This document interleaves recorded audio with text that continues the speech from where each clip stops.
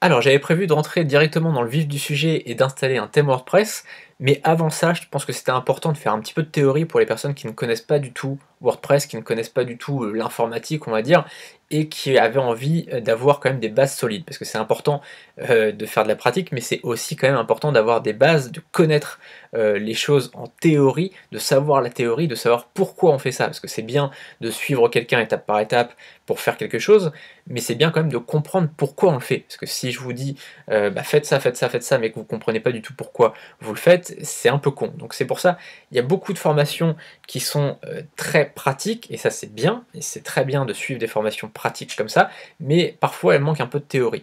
Et j'ai envie aussi que cette formation elle soit accessible pour tout le monde. Que vous soyez débutant ou que vous soyez avancé, bah, j'ai envie que vous soyez vraiment accompagné étape par étape. Donc si vraiment aujourd'hui voilà, tu te sens à l'aise avec WordPress, que tu connais ce que c'est qu'un thème WordPress ou un plugin WordPress, bah, suis cette vidéo, enfin ne suis pas cette vidéo et passe cette vidéo et passe à la suivante, mais en tout cas j'ai envie vraiment que cette formation aide tout le monde, que vous soyez débutant ou avancé ou intermédiaire, et donc là on va déjà voir la théorie avec qu'est-ce que c'est qu'un thème WordPress. Alors un thème WordPress c'est très simple, c'est ce qui va habiller notre site. Donc là, c'est vraiment le thème de base, tu vois, c'est le thème actuellement, quand tu installes un thème WordPress, tu as ce graphique-là, tu vois, c'est pas très très joli, mais c'est déjà mieux qu'avant.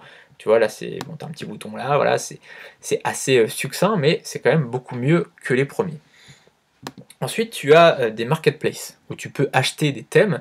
Donc là, c'est Envato, c'est ThemeForest qui fait partie des sites Envato qu'on découvrira plus en détail juste après dans la formation. T'inquiète pas, on rentrera vraiment dans le vif du sujet juste après.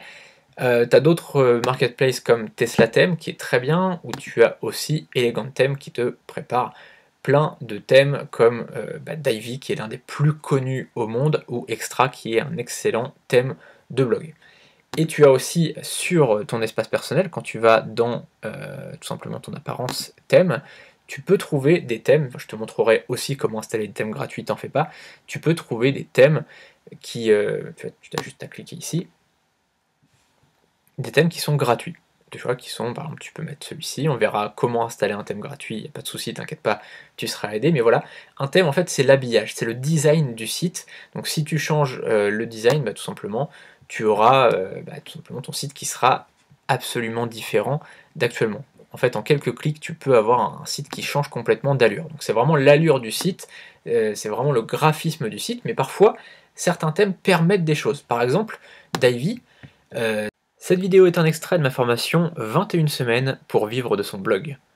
Dans cette formation, on verra comment gagner sa vie avec son blog de A à Z. J'ai préparé une présentation complète de cette formation, le lien est sous cette vidéo, à tout de suite.